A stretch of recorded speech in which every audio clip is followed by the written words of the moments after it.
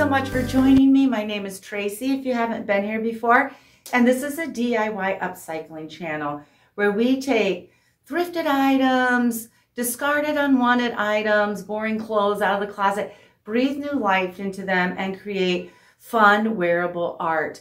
And today I want to work on a pair of jeans, and this is a video that has been highly requested.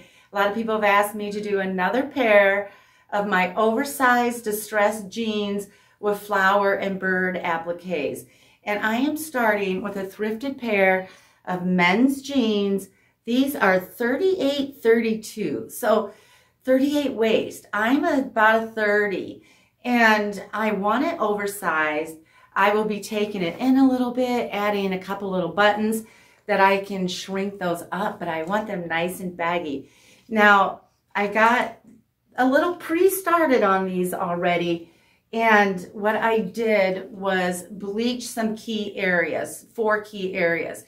I just took pure bleach, poured it into a bowl, and just took a bar rag, any sort of rag will do, and I swiped 4 key areas, and they are right here, right here, right here, just kind of a big chunk, and right here. Now I will be doing floral appliques over them, so that will end up looking pretty subtle. When you bleach, I only left my bleach sit on there for 10 minutes, and I rarely go any longer than that because I don't want the fabric to deteriorate. So let's get started. Okay, before we get started, I think it's important to add this. After I let that bleach sit on there for 10 minutes, I rinsed it really good in my laundry room tub, sink, faucet, and then I put it in the washer on a warm cycle with soapy water, and then I dried them in the dryer. Okay, now let's get started. Okay, the first thing I want to do is cut these sides completely open so that I can get in here and work. And so what I do is go to the side seam on each pant leg, and I am going to cut 1/2 inch on the back side of that seam. I'm not cutting on the seam, I'm cutting 1/2 inch outside of it.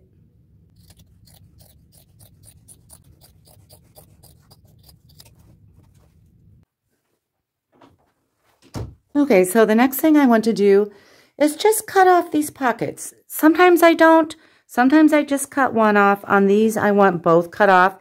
And I'm just cutting inside that seam. The edges will fray. And this will be a distressed pair of jeans. And that's just fine if they fray. Now what I want to do is cut 1.5 inches off of the bottom. I still will be able to cuff them, but I don't want them quite as long as they are. I like rolling them up like a couple times. Now I want to start by doing some distressing and patching. So I'm taking something to write with. I have tailor's chalk, and I am just sketching out where I want to do that. And so I made a little square right here. It's probably 2 inches by 1.5.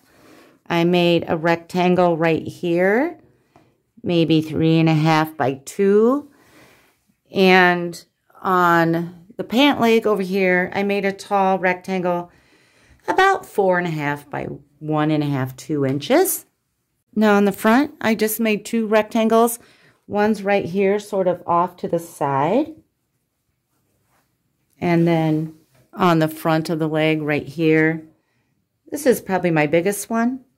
You know, maybe 5 inches by 3.5. Now on the back side, that smallest square, I am just going to cut out with my scissors.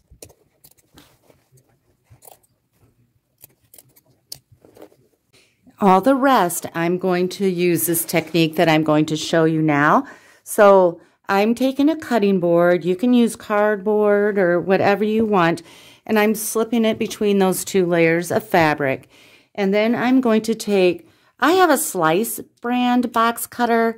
Any box cutter will do. And let me pull this in a little closer. And inside that rectangle, I am just going to shred that. My jeans are 100% cotton. That's what I love about men's jeans. They're almost always all cotton. And they're a lot easier to shred than something with spandex in it. And I am just going to start slicing.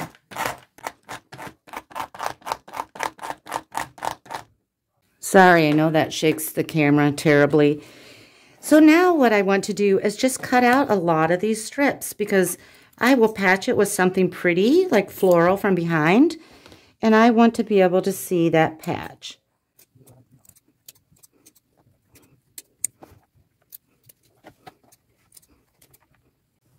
Okay, so I want to cut out a floral patch to patch behind that hole I just made. And I have a whole tub of florals. Now, these are thrifted or secondhand off eBay. They are bed skirts, sheets, pillowcases. I have a floral flannel sheet, tops, dresses, things like that. Whenever I sort of collect floral fabrics when I'm at the thrift store because I do a lot of floral applique. So that's what a lot of these patches that I'll be showing you is coming from. Now I'm just cutting out a patch, a floral patch that will be slightly bigger than this hole because I need to sew it. And I do not measure things like this. I just eyeball it, sort of cut it out like that. Now I'm going to open up this pant leg so that I can see the hole. And I am going to lay my floral fabric right side down because I want to see the pattern on the outside of the jeans. And I'm just going to pin it on. Now I have this pinned on. That's what it looks like from the front. And I am going to go to my sewing machine. I'm going to use gold colored thread on the majority of this project. And I'm going to use my largest zigzag stitch on this patch and all the patches that I patch from under because I think that that zigzag makes a cute detail on the outside. So I will just go all the way around this patch, staying close to the edges.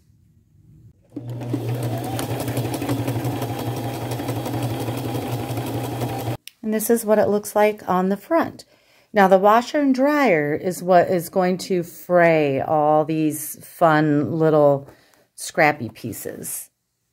Now I'm just going to distress and patch all the other rectangles and squares that I drew out.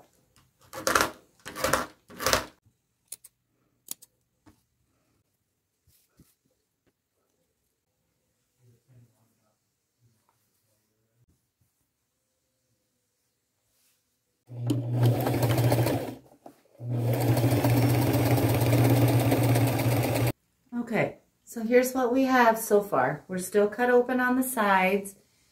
Here are the two front patches, and here are the back ones. Okay, so now I just want to start adding the floral clusters. Now I'll show you where I put them, how I pin them, sew them, but you do whatever you want. You have your own taste, your own style. Maybe you want more, maybe you want different colors, and all your fabrics are going to be different than mine. So all I can really do is just show you what I do. I would say over half, maybe almost 3/4 of my flowers are going to come from this bed skirt. And this is pre-owned from eBay, Ralph Lauren.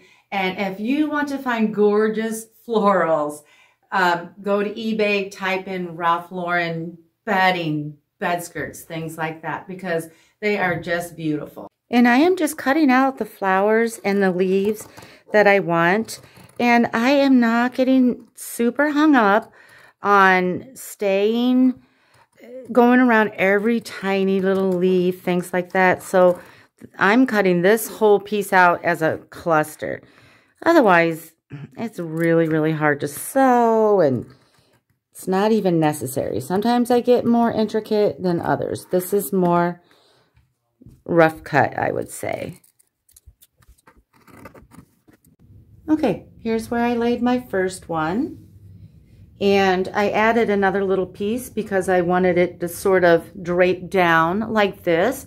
And now I'm just going to slip my cutting board underneath so that I can get that pinned on. Now I'm taking a similar piece, a little bit smaller, and putting it on the inside of this leg.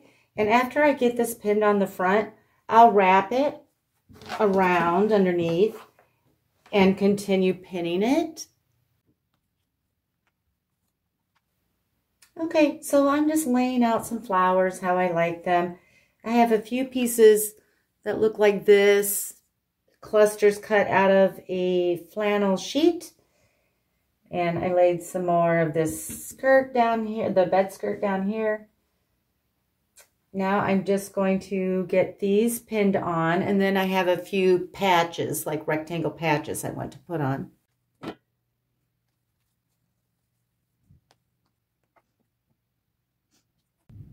Okay, so now up here by the pocket, I'm just adding 2 rectangle patches. The top one's larger. Now you can use medium weight fusible interfacing on your patches. Sometimes I do and sometimes I don't. It does help reduce the fraying around the edges, but these are totally shabby chic. They're going to be frayed, which will be the shabby. The flowers will be the chic. So I don't mind some fraying outside of the stitch lines, but fusible webbing will definitely help with that. And if I have really thin or stretchy fabric, I'll back it with the fusible webbing as well. Now on this side of the pants, I'm adding a long rectangle patch, and down here, I'll add a smaller rectangle patch. Okay, so these are just pinned on. I don't have anything really on the back yet as far as flowers. I just like to show you what it looks like along the way. And now I want to do some birds. Okay, what I'm going to use for my birds, I love the pillow covers from Amazon because I think they are reasonable when you break it down per bird. You can go on Etsy and there are sites that will sell fabric bird appliques, but sometimes you have to wait 2-3 weeks. Sometimes they're kind of pricey compared to like the Amazon birds. So these are just pillow covers. Now this is a set of 4 and it was $16.99 and they are double-sided. So I'm actually getting each bird for about $2.10. So very reasonable. And so I found these swallows with a flower. Now this was $9.99, but the swallows were so pretty and that flower was so pretty. I was willing, and it's not double-sided, I was willing to spend a little extra for this one. I'll put the links to these in my description as well. And I also have, now I may or may not do small little birds here and there, but if I do, I have this sheet that I almost gave to my granddaughter to build a tent, and decided to keep it thanks to some nudging from some of you. I showed this in another video. But anyway, this was just like a $3.99 sheet from Goodwill. All right, let's do birds.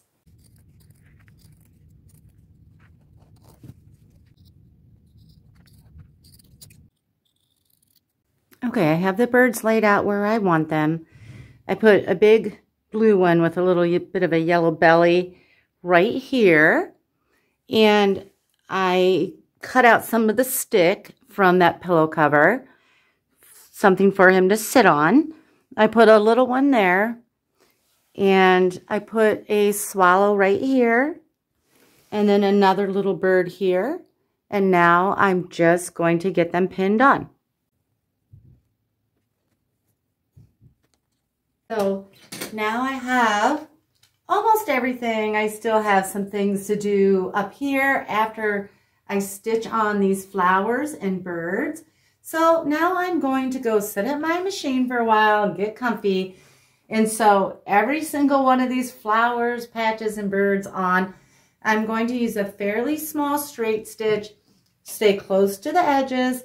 I'll use my gold colored thread and get it all sewn on.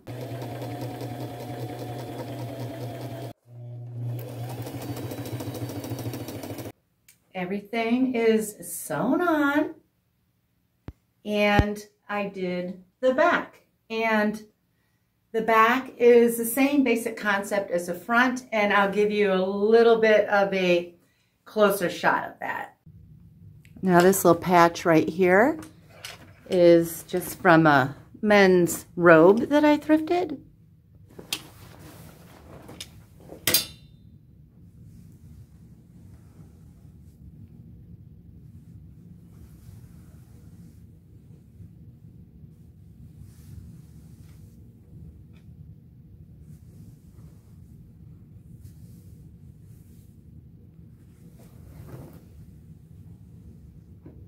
Now what I want to do is open up these pant legs, because when I roll them up, I want to see not just denim, but maybe some patching. So on each of the pant legs, I'm going to open them up, and I cut out 3 large floral patches, and I'm going to figure out where I want them, and I will show you. Okay, so on this pant leg, I placed my largest one right there. As you can tell, I'm not really into symmetry. I don't like things super symmetrical. And on this pant leg, I put 2, and I just put them right there. And now I'm going to pin them on. Now that I have them pinned on, I'm just going to go to my machine, sew them on like I've been doing all the rest. Okay, now I have those patches all sewn on. I want to come back up to the top here, and on this pocket, I cut out a floral that kind of has a curve right here. And I'm going to pin that right inside those seams, just like that, and sew that on.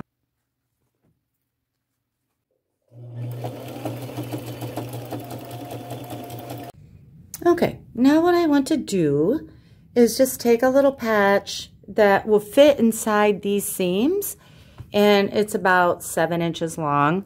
I'm going to slide that under the belt loop. And I want it fairly close to that button, and I'm going to pin it on. And I did that to the back side as well, right there, underneath the belt loop a little bit.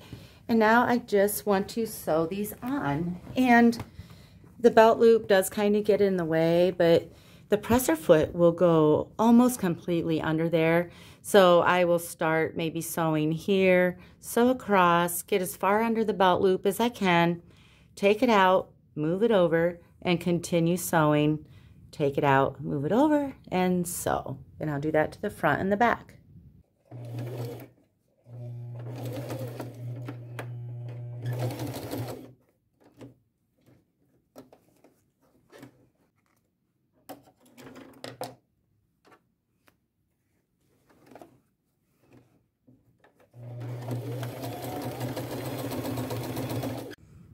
Now I just picked out 2 colorful vintage buttons, and I'm going to sew them on the fabric there. Now, in case they're a little loose, I could always move this over to one of these buttons. And it's especially good if you sell, because that makes it a lot more flexible for people that are different sizes to buy your jeans. So I'm just getting those sewn on with my gold colored thread. Now I have all the decorations sewn on, and it's time to sew the sides back together. Okay, so sewing these back together is pretty easy. I like putting right or wrong sides together so that the seam is on the outside and it will fray and be another detail. And I just line it up. I don't pin it or anything. You can. And I do try to stay about a 1/4 inch seam allowance. Start at the top and just sew all the way down. And I always start at the top on both sides, because if it gets misaligned in the sewing, you'd rather have it misaligned at the bottom where you can trim it. Up here, it would be way more noticeable if you had to trim it. I use a jeans needle or denim needle, and sometimes my seams aren't that thick really, but sometimes they're really thick, and I have taken those seams, put it on a piece of wood, and just a regular old hammer those seams, and it breaks up those fibers, flattens it out, makes it way easier to sew. Now I'm going to do mine a little bit different because they're so big and I have to take them in a little bit.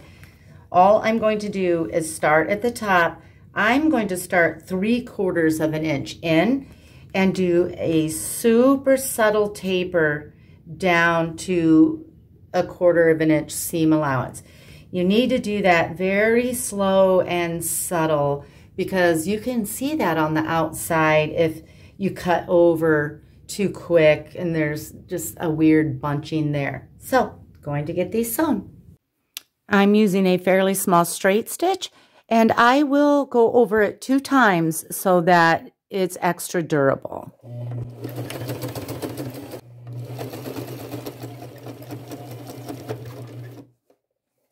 Okay, all done sewing.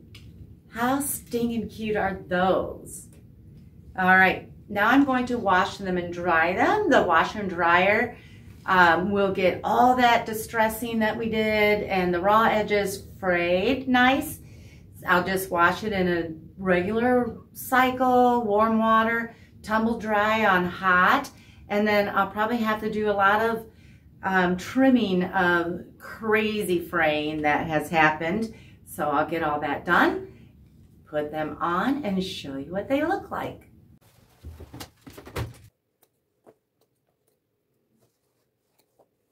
Okay, here they are. How cute are those?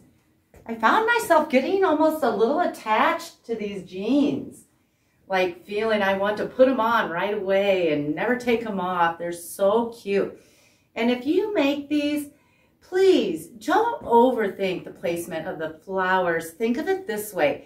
If you came across a beautiful meadow full of wildflowers, you're not going to stand and be like, oh, the purple flowers should be distributed more evenly, or boy, the flowers on this side of the meadow are so much bigger. No, you stand in awe of the beauty. Somehow clusters of flowers just work together and are cohesive.